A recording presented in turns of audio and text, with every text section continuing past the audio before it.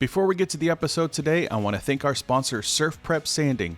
Whether you're looking for the highest quality of sanders, dust extractors, or abrasives, Surf Prep has what you need to take your project to the next level. I've been using Surf Prep for a couple of years now and know firsthand the quality of their products. The amazing family who stands behind their brand is by far the best in the industry.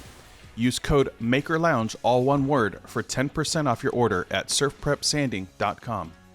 Thank you to Surf Prep for sponsoring today's episode. We had them in the episode last week, and we recorded live from Workbench Con. So thank you again to Surf Prep. Also, thank you to our patrons. We've got a number of new patrons this week. We've got Dennis Stilger, Matt Maynard with Patriotic Pines of North Carolina, and David Hopkins, as well as a new one, I think, today, which was Brad's Customs. So thank you to our Patreon members. We'll do a shout out of all the top tier patrons at the end of the episode. If you want to get in on the after show action where we record some extra content, exclusive content, head over to patreon.com/MakerLoungePodcast. And we've got a couple Patreons watching us live right now. Welcome to the lounge. I'm Matt with Voltner Woodworking and your host of the Maker Lounge podcast, where every Friday we have a rotating group of makers hanging out and talking shop with each other. If you're new to the channel, make sure that you hit subscribe so you can catch future episodes. After several years living a dream job for one of the tool industry's leading companies, he stopped wearing green and stitched together his own company. With a 40-year-old hand-me-down sewing machine from his mom, he taught himself how to sew, and now he owns one of the maker community's most well-known apron companies. That sums it up pretty good, yeah. From work aprons to belts, wallets, and everything in between, he has sewn his way into the community. Michael with Calavera Tools, welcome to the lounge. Thanks for having me, for sure. So just to jump right into that, yes, I did almost get kicked out of the hotel. The security guard was waiting on me. He was ready to pounce, as you saw. It's just so funny that why shut down a good giveaway? That before we go too far and it gets lost. Like, I love doing these giveaways. If you've been following along, right, you know, like, I am very comfortable jumping up on a table or a pedestal of some sort and just making it rain. You're like Oprah. Here's the funny thing about that is, it seems like it's a bottle of glue. It's like a $8-10 bottle of glue. Like, yeah, who really cares? But people do care. Oh yeah. And Tight Bond has been super generous with me over the years, and they just totally support, the whole vibe of making people happy. Like, hey, let's send down a pallet of glue, and Michael's just going to randomly give it out, and they don't ask any questions. They're not looking for ROI, but they know that I'm going to jump up there, and so it comes down to this: it's like when I'm reaching out a bottle of glue or set of coasters or whatever it is, the look of joy, the look of excitement in people's eyes, right? And I think it's less about the value of the product and more that maybe they've never won anything. Maybe they've never had somebody just reach out and randomly give them something for free that they will use. It's not just like some stupid tchotchke. It's something that they'll actually use. And people get so fired up about these things. Right. And so the other night when I was walking up, like, I had my big orange suitcase that I always have jacked full of stuff, because that's kind of like, when you see the orange suitcase, you know the love is coming. Exactly. He's coming in hot. And so, people saw me walking up with that, and a crowd started gathering around. And I'm looking around, I'm like, I didn't announce this. I haven't been here in 3 years. Like, how do these people know that this is about to go down? And sure the hell enough, they knew exactly what was going on. And so I jumped up there, and I think I got through a very small handful of stuff, a couple of Calavera journals and T-shirts, and then I hear some guy shouting at me, and I literally hit him in the head with the T-shirt, and that he keeps yelling at me, and I'm like, "What? You already got a T-shirt?" And he's like, "Nope, get down." And it was a security guard that I had hit in the head with the T-shirt. So yeah, that was awesome. Yeah, yeah. You basically got up there and you said, "Who wants free?" Yeah. We don't use expletives on here on the podcast, but it was funny. And yeah, sure enough, I mean, yeah, it was a couple items and then it was shut down. And then you disappeared. And I thought, oh my God, did they drag him out? I had started quietly handing some stuff out, but then basically over the course of the few day show, I just kept the suitcase with me and just randomly put stuff on tables here and there, and see somebody who needed a little bit of love, hooked them up with a little bit of love. Yeah. Well, I had Joni was walking around and she had like these little mini bottles of Tight Bond, and she's like, "Hey, does anybody want this?" And I was like, "Yes." I mean, I get free stuff all the time, but even still, like the little tiny bottle of Tight Bond, I'm like, "Oh, I've never seen something that's tiny before." I've had a lot. I've gone through a lot of those. Over the years that I've been doing this, we get a lot of free stuff. And in my years in the tool industry specifically, it was always kind of not the running joke, but it was just well known. Like I had this weird Midas touch where I could reach out and, get our training center hooked up with all manner of awesomeness just with a phone call because, people want to cross-pollinate. And I got really, really good at it. And then, you gotta, when I was on a panel a couple of years ago and we were talking about, people going up and approaching sponsors, and somebody was asking like, well, how do I approach a festival or even a Calavera? And one of the number one things is you have to be able to show value. Like, don't just go ask for stuff and expect them to look at your numbers. Like, that's just stupid and naive, and it's not going to get you very far. And it's going to be annoying to the person you're asking, so that if you ever do establish credibility, they're going to remember that you cold called them with nothing. So much better to go in there prepared and say, hey, look, this is what I'm going to do. This is the value that I'm going to bring to you. Here's how I'm going to do it a little bit differently. But don't come at me. Don't come at me, bro, with, 200 followers on YouTube, a growing 500 follower account on Instagram, but you're going to put a lot more effort into it in the next year, and all you need is a badass apron to make it a reality. It's not really how this works. So for an apron company, or I mean, you do other things, so we'll get into that.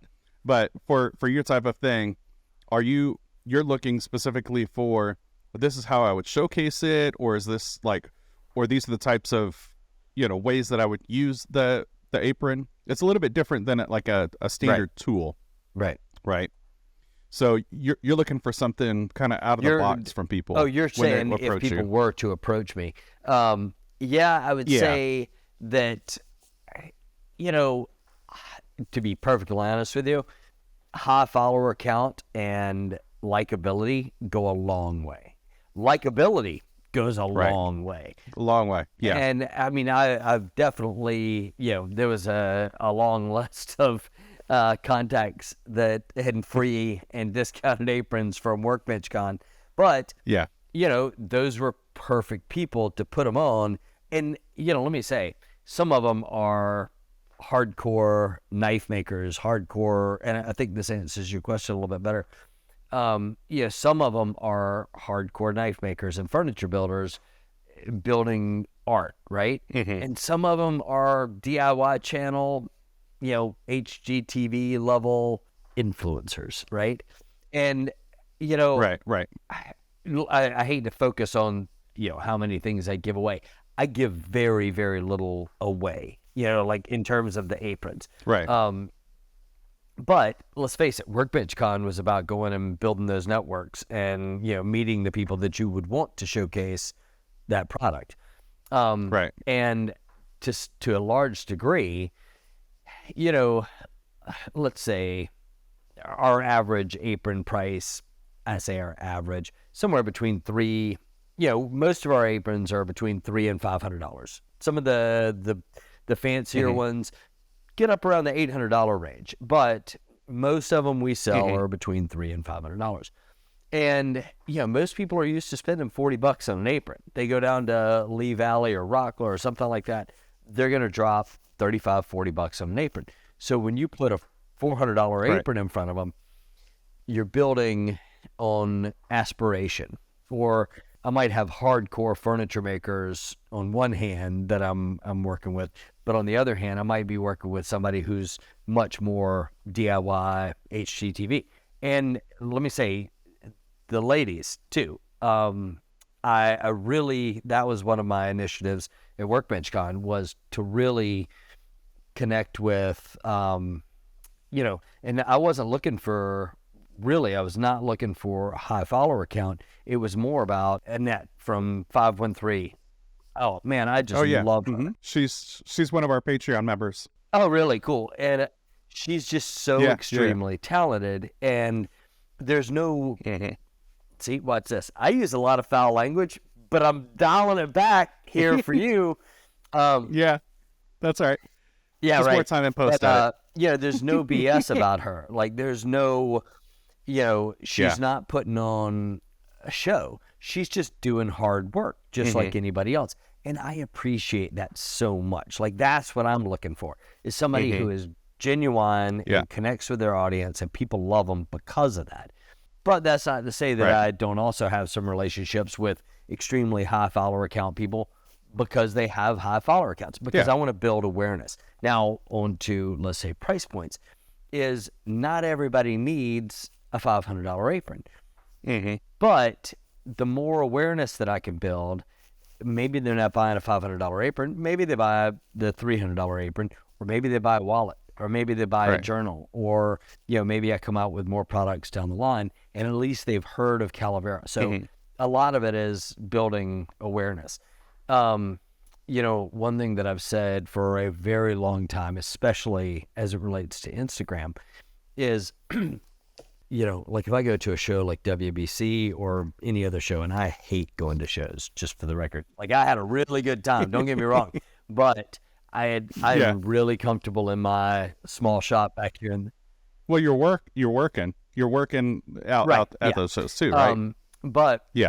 So what I've said for a very, very long time is a $500 apron is not really an impulse purchase. It's not something somebody sees and says, "Oh my gosh, I gotta have that. That thing is awesome. Never seen it before in my life. Let me just go buy it."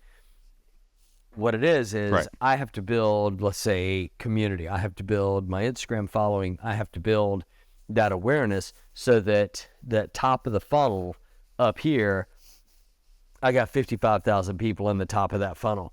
And it might take them a year. It might take them 3 years to get down to the bottom of the funnel where they're actually a customer, because, that $500 apron, she ain't cheap. And it's going to last you the rest of your life, but it's going to take you some time to get over the hurdle of that price tag. Right. And so what I just always consider it is a very long sell. And I don't, and that's why I try not to be too salesy on the channel or feed. I mean, every once in a while I'll run a promo or whatever it is, and that's pretty salesy. But for the most part, I'm doing my best to keep people interested with the content and how we're doing it and who we are, like the story of Calavera, so that they want to buy from us. It's not just the apron anymore. They want to buy from us because they believe in what we're doing, and they know that, we're going to make a great product, and they're not going to be disappointed. Yeah. Well, I'm about 2 years into your funnel, and like you say, I equate it to like sanders. I've spent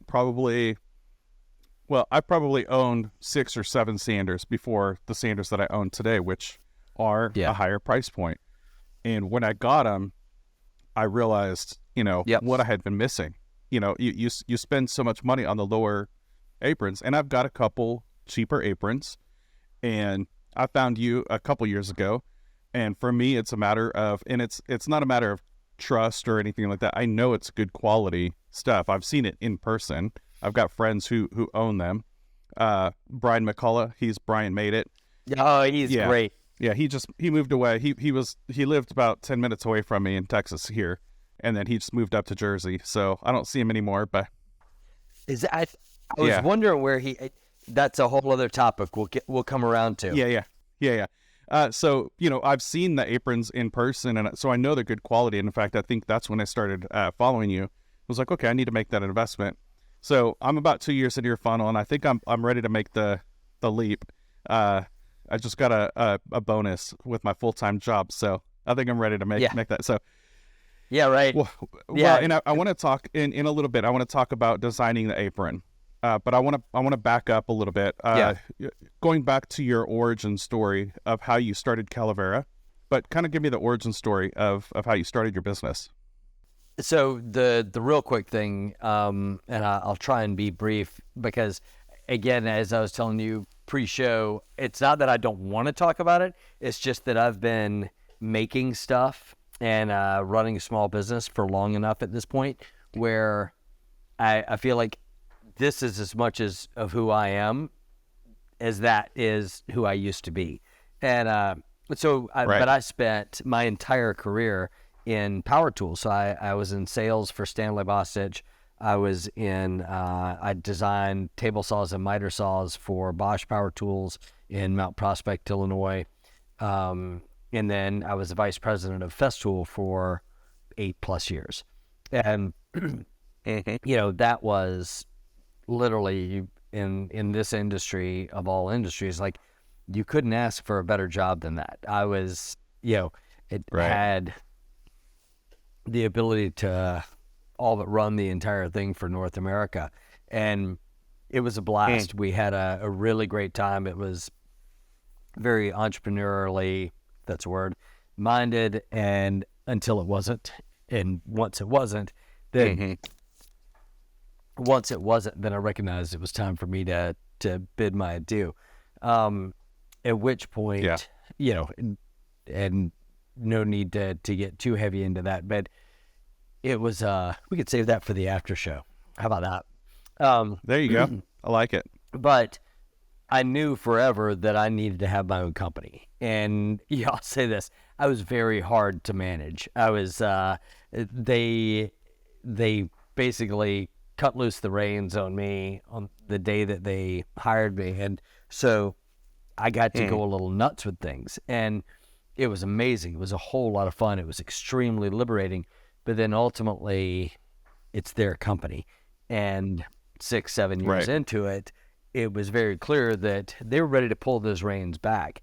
And it was at that moment that it was just like, okay, I got to go. Like, I've had so much freedom for so long, and the thought of, answering every single day to somebody on their agenda is just not working for me. So I knew that I needed to have my own company.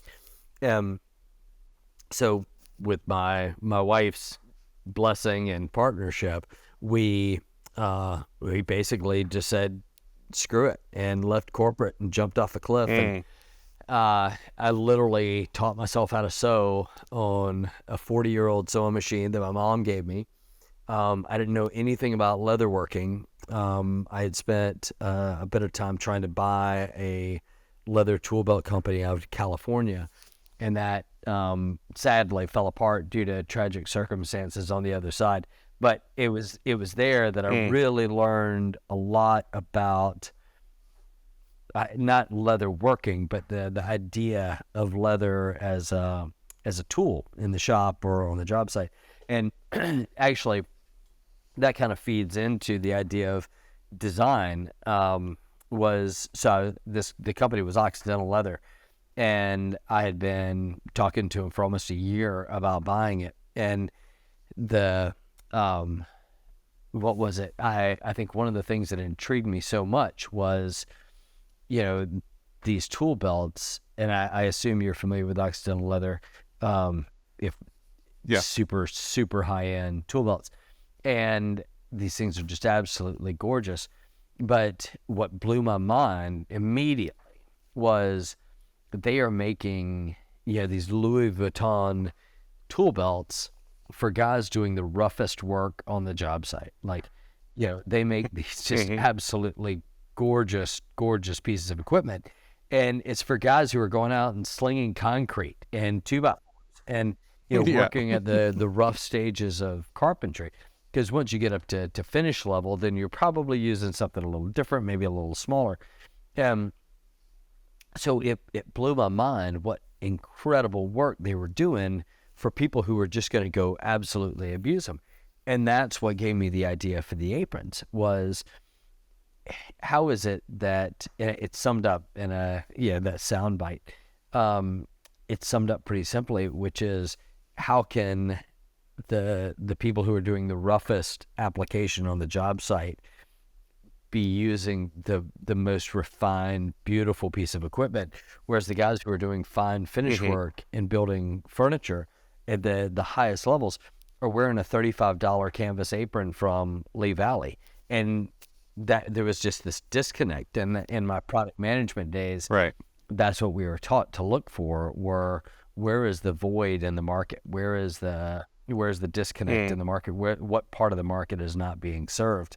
And I've never told anybody or never intimated in any way that I grew up around leatherworking and this is a generations old company. No, I started this after I left corporate. I taught myself how to do every single bit of it. And as a matter of fact, a lot of the stuff that we do, I'm sure an old school leather worker would walk in here and clutch their pearls and feel like, oh my, I cannot believe you did this. Oh, heavens to Betsy. Because we don't do stuff in that traditional manner. I would love to see a leather worker say, oh, heavens to Betsy. But you know what I'm saying is that we're not bound by those methods. That doesn't mean that we don't create an insanely quality product. It's just that I'm not bound by, some of those techniques. All I care about is making something that is bulletproof. And, I think my years in the tool industry taught me how to do that pretty good. But again, to sum it up, it's like, how can these guys be using these amazing, amazing pieces of equipment, but the guys who are doing the fine finish work, like they're just using absolute garbage. And so I set about to correct that. And I think we've made a lot of really happy customers along the way. Right. Yeah, I think one thing that you do is you integrate yourself very well, and I mentioned it in the intro, is you integrate yourself very well into the community by being one of us. Saying, but not just being a tool manufacturer coming from that background, but working with your hands. You are a maker, and this is how you form the company. So you relate well to the makers. You're not just somebody in a corporate office making designs and having a production system, where you send out the design and there are a bunch of laborers doing the work. You're doing the work. I literally sew up every single apron, every single handbag, all of that stuff. I am the only one at the sewing machine. I have a young girl who works for me, and of course my wife works here too. But the young girl who works for me, she does all of our hand stitching. And then I do all of the bigger ticket stuff. And I'll get her on the sewing machine. But when I first started, my original vision was to have 100 employees. I wanted, I'll have a department or do this, and I'll have a department or do this, and I'll sit over in the corner office and drink my tea and smoke cigars. Yeah. But then if you want to start a small business, you got to be scrappy. And I guess one other piece of this is I've never borrowed a penny. I've never borrowed anything to keep this going or to start it. And that was always very important to me. So I think I could have probably gone that route and, had all of those departments. But, when you start a small business and you got to scrap and you got to hustle, a lot of times you find yourself doing that hard labor yourself. And I did, and it was revelatory. It was just absolutely amazing. And I enjoyed it so much that, honestly, I never looked back. I am so happy sitting behind that sewing machine. I am so happy being in the weeds and making all of this stuff myself. At this moment in time, I have no intention of changing that. That's awesome. So tell me about your first piece.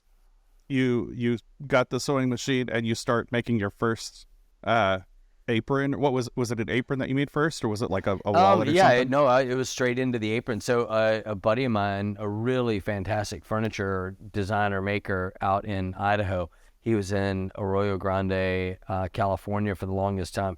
And when I was a Festool, I would go out and we would do photo shoots at his shop and videos and whatnot. Really amazing guy. He was such a critical part of all of our marketing for a long time. But one day I was out at his shop, and he had this old beat up apron that he had cobbled together out of like a welder's jacket and some nylon webbing. And I can't remember exactly what he said to me, but I remember the conversation where he was just like, hey, if you ever find anybody who would want to make these, like, these would be really awesome. Like, nobody really makes these types of aprons. And, at the time I had a nice paying job at corporate. I wasn't going to do anything with it. Yeah. I took his apron. I took that idea this is again, while I was at Festool, but I took his idea because I knew the folks at Occidental Leather. And I said, hey, y'all are some of the only people I know who do leatherworking at this scale. And you're already servicing the needs of, the contractors. Would you want to consider an apron as well? And Lynn, one of the owners at the time, just shut me down immediately. And she was polite about it, but she was like, nope, our customer is the contractor. Our customer, we have vest, but they're not going to wear an apron. It's not for us. And it was at that moment that I realized, they are not the same thing. Like you would, a smart small business, and they are by no means a small business, but a smart business stays focused. They know who their customer is, and they stay focused on that customer to serve the needs of that customer. And if you continue to water that down by adding too many new products or too diverse of a range of products, then you're not doing yourself a service, and certainly not your customers, and it becomes unsustainable. Anyway, but Ben Rittering, he was the one who told me about the apron. And then several years later, after I'd left Festool, he said, well, hey man, do you want to check out my apron? Like, do you want to just start making those? And I was like, I kind of like this idea. And next thing you know, he UPS's it to me, and it shows up in the mailbox, and there's Ben Rittering's apron, which I still have here. And but that was the original OG Calavera apron. And I went down to the local leather store, picked up a couple of hides, and literally replicated it, very simply because I didn't know how to sew.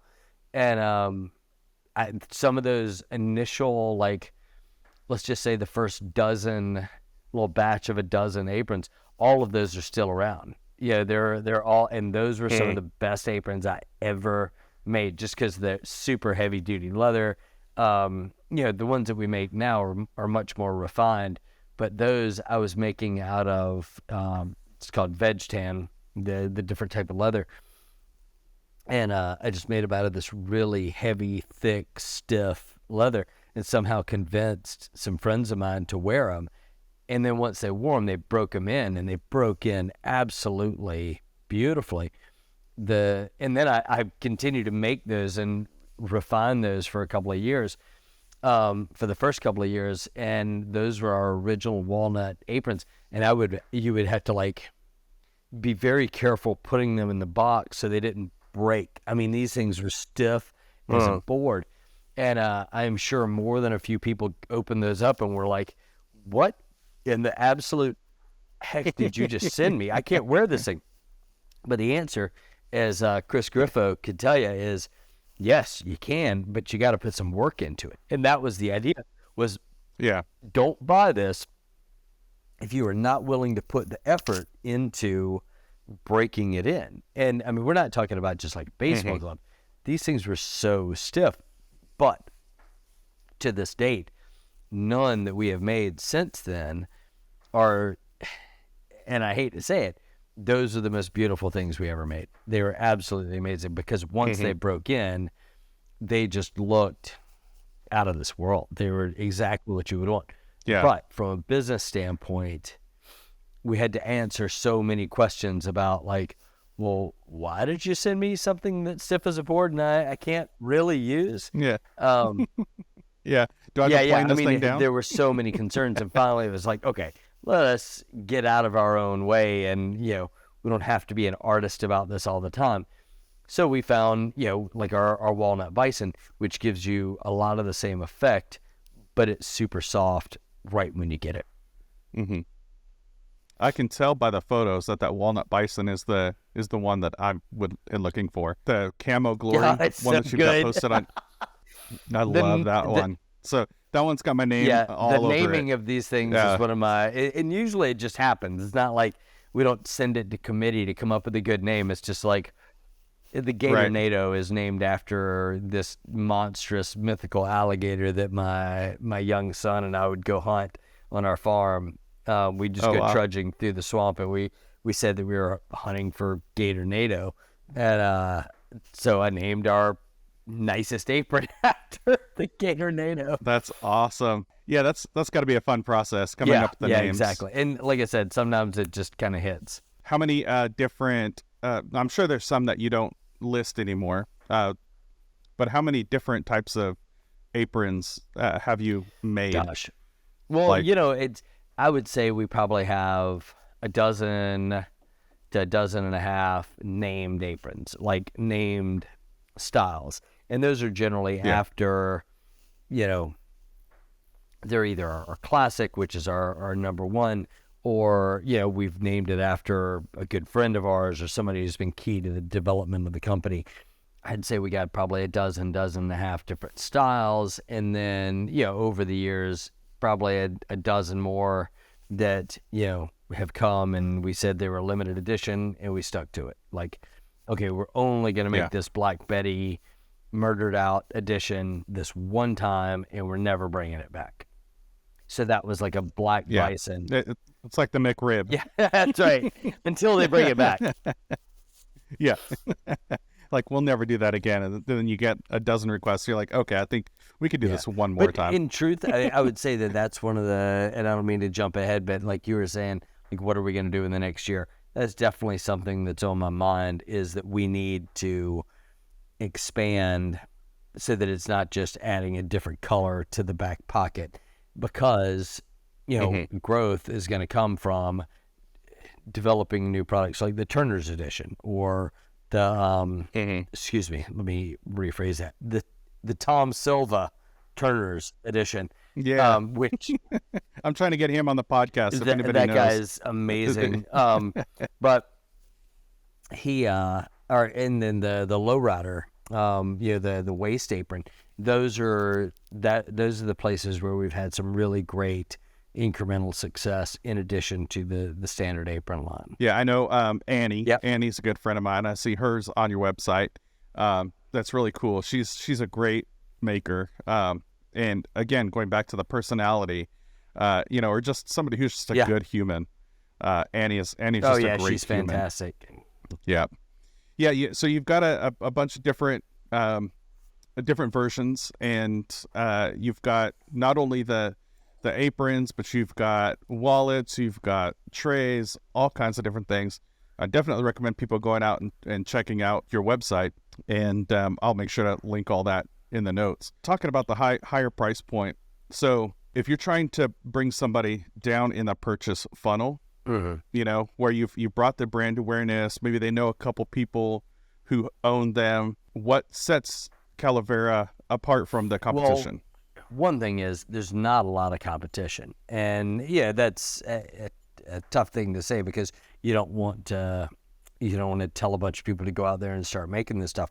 But when I started the company, one of the reasons I started it was there's literally nobody else making handmade custom leather aprons. Canvas aprons. Yeah, there was all canvas aprons. But if I had to say two things that distinguish ours are, one, durability. Like, we're not making them just to make them look fancy. Like, from a marketing standpoint, it's just kind of my vibe and the vibe of the company to just put out there, these are beautiful, and not to be arrogant about it, but they are, though. You should be proud of them. And from an artistic standpoint, I am extremely proud of them, because yes, they are beautiful and they look awesome. And it's like that orange pop or that green pop just really hits you, and it allows you to express a little bit of personality. But the understood, I like to think the understood part of that is these things are, I don't want to say bulletproof for fear of somebody, testing that theory. yeah. But please don't. The idea has always been to make the highest quality product you could possibly buy. Like we do not ship out junk. I personally make every single one of these. Every single one of these has what I like to refer to as the Michael Williams walks the face of the planet guarantee. As long as I am living and breathing, literally, the company could be gone for 30 years. Mm-hmm. If that apron breaks down on you, or like it has not met my promise of durability, I will fix that sucker. Like I'll find myself a sewing machine. That's awesome. Until the day I die. I think I've never liked to consider myself an artist, but from the standpoint of just somebody who's making stuff and is putting everything they got into it, it's like I stand behind this thing for the rest of my life, period. Mm-hmm. Full stop. And that's not to say that, okay, you wore a hole in it because you were, hitting it with a grinder 10 times a day, but nobody's going to send it back for that. But anyway, my whole point was durability, no exceptions, no compromises when it comes to materials or workmanship or whatever. And then the other thing is streamlined. Like I have turned away more customers than I could tell you because they wanted to add the dumbest stuff to the aprons. And at some point I really should not say that, but put that in there. I don't care, because we build within a system. It's like, okay, you could choose. If you were to count up all the combinations and permutations, you're talking about thousands and thousands of different options. But I also believe in keeping these things streamlined. And every once in a while I'll do something custom just to see how it turns out. But when people just put a zillion things on the front, or they want to put a zillion things on the front of the apron, I'm just like, nope, that's not me. We don't do that. And it's not that I don't want to take the time and custom do all of this stuff, but what they're asking for is a billboard. They're asking because they want to put a 12-inch woodpecker's square on their thigh. And I'm like, you're working in a workshop, put the square on the counter or hang it on the wall. Like, you do not need to be walking around with 15 pounds worth of stuff on your person at any time. Like, if you're some weekend warrior and you just want it to look good for pictures and you want everybody to see that you got the latest woodpeckers on there, fine. But there's probably somebody else that will throw the kitchen sink at these things, and that ain't me. So you're saying that there's no chance of a podcast apron? No, what I'm saying is, I think that just because you can doesn't mean you should. And from a design theory standpoint, the way that I've always looked at these is that as a tool, as something that will help make you work more efficiently, you are better off if you keep this thing streamlined and don't put a bunch of crap on it. And I mean, that's ultimately up for the customer to decide, but we stay within our system. We say, this is what we're going to make, and we're not going to get too far out of this. And also, we make a lot of aprons. We make a lot of aprons, a lot more aprons than probably most people realize we make aprons. And if I were to get into super crazy custom stuff, that doesn't work with our business model. Right. How many aprons would you say that you make in a year on average? Many hundreds. Yeah, I couldn't tell you exactly, but it's high hundreds. So let's talk about the process a little bit. Somebody orders an apron off your website or reaching out to you and says, hey, I want to add these bells and whistles or whatever. So from that point on, walk me through the process of until it's sent out. I am always more than happy to walk somebody through the whole process. Somebody DMs me, somebody wants to pick up the phone, somebody wants to email me. I do that every single day. It really is no problem. And I don't want to sound like I don't want to do that, because I'm more than happy. Well, now you can send them this podcast clip. That's right. But the way that I designed the website from the very, very beginning is that all your options are right there. you pick what size you're going to wear. And, who was it? John Wicks said the other day, he was like, I'm not exactly sure how he made this thing fit so good. I really only gave him 2 measurements. I don't need 1,000,000 measurements. Like, I know, like if you tell me your height, weight, and general build, like I know how to make this thing for you. And so what we've done is we've broken that down on the website and let the customer sort through. Like, okay, we make 8 different sizes. Then you could do wide cut or standard cut, and then all of the other pocket options and add-on options. And all of that is right there on the website with tons and tons of pictures, not to mention all the social media stuff that, it's pretty rare that somebody buys something and configures it and they don't know what they're getting. Like, they know exactly what they're getting because we give them so many options on the website. But what we've done is we've spelled it out so well based on 7 years of making, almost 8 years of making these things, that it's very rare that we hear from somebody that we got it wrong. It's, actually, put it this way. In almost 8 years of making these things, our anniversary was actually like 3 days ago. Oh, nice. Happy anniversary. Hey, thanks.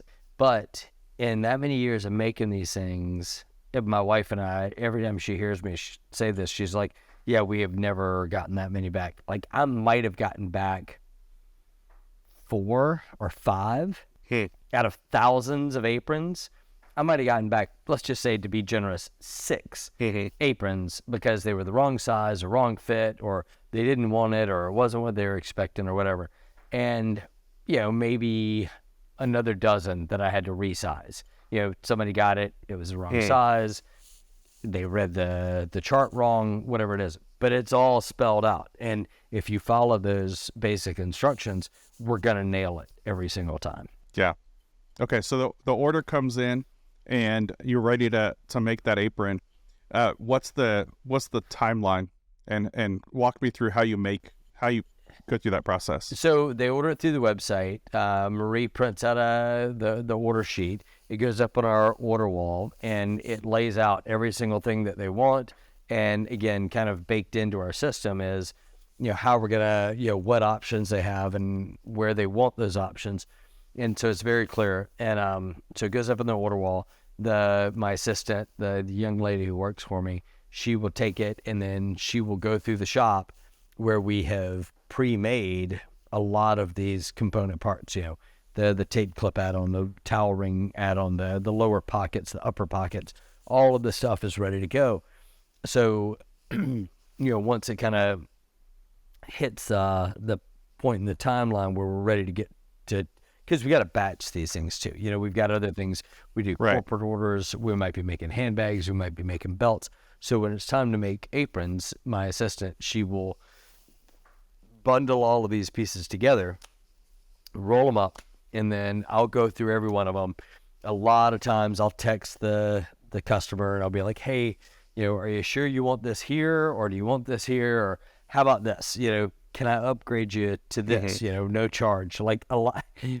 Marie would probably want to kill me the number of times that I'll upgrade people, because I'm like, this is just going to be a better solution. Like, yeah, I wish, do you mind if I put brass on this just because it's going to look so much better? But I feel like I do a pretty good job communicating with the customers as I'm putting them together. Not all the time. If it's super straightforward, I'm putting that sucker together and it's going. But if it's anything tricky whatsoever, I immediately text the customer back and forth, send them pictures of how it's going to look. They approve, and then we push it through the system. But the timeline, I would say for a standard, easy, nothing super crazy, 2 to 3 weeks max. Okay. The Turner's edition, those are a lot of work because those don't fit in the normal batch schedule. Like I have to kind of hit a critical mass of Turner's editions, and then I'll go make a dozen of them at a time. But I don't just randomly throw one of those into the mix of everything else that I'm doing. Yeah, that makes sense. The neck guard and all the snaps and just all the specialty elements on that just make for a really, really challenging build. So if somebody were to come to you and they said, look, Michael, you're the expert. You know, this is the work that I do. You're the expert. Here's my price point, or, I want to stay within this budget. How would you design a custom apron for somebody? Is that something that you would do? If I'll be perfectly honest with you, if somebody were to say, hey, I want all these bells and whistles, and I want it to be, this level, and I want you to totally, move away from your system that drives your business, and that's going to be expensive. That's going to be, I just tell them up front, this is not going to be inexpensive. Right. And even then, I don't want to say I lose money. It's not like I'm losing money. I'm here at the shop 100 hours a week as it is. Right. Like it's cutting out from your other time. Yeah. It's cutting out from my other time. But, for instance, a guy recently ordered a special version of the neck guard for the Turner's edition. And then there was another guy before him who wanted like a special pocket on it. And they didn't even ask for price. Their price was not a consideration. But at the same time, it's like, okay, I think about my time as working in the shop. Like, I'm not going to charge them, hundreds of dollars of, design time for a pocket on an apron. I accept it as an investment, right? Like, okay, I'm going to figure out how to make this pocket. It's going to make me better at this, and I'll learn something that I could use on something else down the line. Maybe a new product comes out of it. But more often than not, and they, the customer doesn't realize this, and they don't need to. This is fine. But I enjoy it, but it's challenging. If somebody wants something super special, like, it's not like, oh, I'm going to just take 15 minutes and prototype this. Like, no, I got to push everything else out. I got to be the only one in the shop. I got to do it after hours, and I got to push everything else away so that I could focus on this one thing. It might be 2-3 hours of just solving this one little problem. And that is tricky. It's super rewarding and gratifying, but it's also, it's very difficult. It's very hard to put a price on something like that. And that's why I only agree to do it if I think that it's going to push the product line forward, or, it'll be something fun that will teach me some new skill. But otherwise, I'm perfectly happy to walk away from business, just because there's a bunch of time that goes into those custom special deals to execute at the level that I'm comfortable with it leaving the shop. So on the guy who wanted the special neck guard, like, I made it out of a leather that I don't normally do, which meant that I hemmed the entire thing, which meant, hours worth of prototyping just that one element. It wasn't even like that was a fraction of all the stuff, but it was like, I'm not sending this thing out if this thing is not next level amazing. What's the strangest request that you've had to add onto an apron? Strangest thing to add onto an apron? The alligator, for sure. And I've been doing it for 3 years. I cannot tell you how many people want alligator on an apron. That just so completely took off. I had a guy who drove an alligator hide from an alligator that he had harvested personally. He drove it down from Illinois. He was so excited about it. And he was like, hey, I want you to make me an apron out of this. And I was like, well, I can't make you an apron out of it, but we could do something. And so we cut off some parts of it, and we added it on to the apron. And he was so in love with it, and I was so in love with it, and therein was born the Gatornado. Nice. It just seems so weird at the time, because I'm not into exotics. Yeah. You ask me to make something out of elephant, forget it. I'll kick you out of the shop. You want me to make something out of some, like, endangered, rhinoceros tusk? Hell no. I'm not touching that stuff.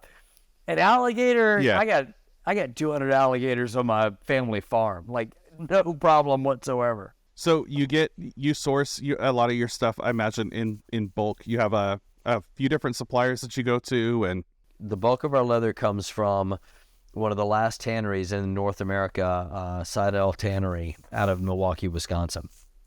So we order hundreds and hundreds of hides at a time, a few times a year from them. Okay, so I've got a question here from Justin Addy, who's one of our Patreon members. He said, what's the hardest thing about getting your business up and going? Honestly, I would say, well, let me take a step back from that and say, if you've got a day job, keep that day job. Get your side hustle cooking. Get your side business rolling. And once that's rolling, then jump off the cliff. I just jumped off the cliff. And, I think I don't have any regrets. I've never had a single regret, not since I started this thing. Minor regrets here and there. But, you got to be ready to jump off the cliff and put it all in there. But that doesn't mean that you should do that, while you shouldn't jump off the cliff if you can maintain that safety net. Does that make sense? Like, yeah. I think having that safety net as you jump off, if you've got some security, I think is a fantastic thing. And but for me, I didn't want to give myself that option. Like I don't think that I would have had the success that I've had I had too much of a security blanket. I just had to go all in. It was jump off the cliff and do or die. And we've been rocking ever since. Yeah. I think there's a couple different types of people in the world. Me, eventually I'd like to take this full time, the woodworking stuff, and the podcast. But, for me, I have to have that security blanket. I have to have the 6 months of, expenses and everything covered before I do something like that. But that's because I don't perform well under that type of stress. Like I need that margin. Yeah. But then there are people, sounds like you're the other type who's like, yeah, okay, now I've got a lot of fire in my butt and I can't let go. 100%. And I mean, I just remember for the first couple of years, and I mean, still to this day, just like this entire thing rests on my shoulders. Like if I don't post to Instagram, if I don't send out my weekly email, if I don't do the things that I know are the main levers of the business, then the business fails. Like what you realize is nobody's coming to sweep up after you. Nobody is coming to, oh, well, you tried hard. It's like the bank bailouts. Like ain't nobody coming to bail out Calavera. Like we either make it or we don't make it. Yeah. Nice. So what's the funniest story since you've been owning your own business? Something funny about running your own business. Gosh, put me on the spot with that. Yeah, I would say, funniest. On a couple of levels. So when I started the company, started designing the products. Again, that was back when I thought that I was going to have tons of employees and other people to do the stuff. And at one point I had a partner and we owned another brand, and that went south, and I sold that part of the company. And in that moment, we had just moved down to Charleston, South Carolina, and I was kind of at a turning point, or a fork in the road, so to speak. And it was like, okay, I am either going to go back to corporate or I'm going to go give the aprons a try. And Marie and I sat down and we agreed. We were like, okay, we're going to give it a year. We're going to give the aprons one solid year. And if they're profitable and we're having fun and we're paying our bills, we're going to keep on going. If not, going back to corporate. And it was around that time. And again, sorry, funny is subjective. Yeah, definitely. It was at that time, it was like, okay, I got 1,000 followers on Instagram. And what I realized was I got to go all in, because back in the days of me wanting to have a company where I had multiple departments, I didn't have to put my face all over Instagram. I didn't have to make it rain. I didn't have to, be the crazy man. And what I realized was if I was going to make a go of it, that I had to go all in. And it's I'm kind of laughing to myself because it's not a funny story, but I had to learn to be funny. Like I had to step out and put my personality on display, which is not something that I wanted or thought that I wanted to do. And I got to say, that was 6 years ago. No regrets. That's just been nonstop good times and just so much good, positive feedback. And I would say that's been an extremely gratifying part of it is we don't talk politics on Calavera Tool. We don't, we're not